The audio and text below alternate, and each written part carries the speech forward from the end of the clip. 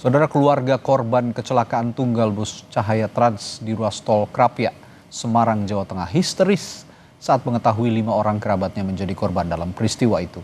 4 anggota keluarganya meninggal dan 1 lagi selamat. Salah satu keluarga korban menangis saat tiba di posko yang dibuka Polda Jawa Tengah. Ia histeris usai diajak petugas untuk memastikan identitas korban tewas dalam peristiwa kecelakaan tunggal bus Cahaya Trans di ruas tol Krapia, Semarang, Jawa Tengah. Ada 5 kerabatnya yang turut dalam bus naas tersebut. Setelah dipastikan melalui informasi dan foto, diketahui ada 4 kerabat yang tewas dan 1 lainnya selamat.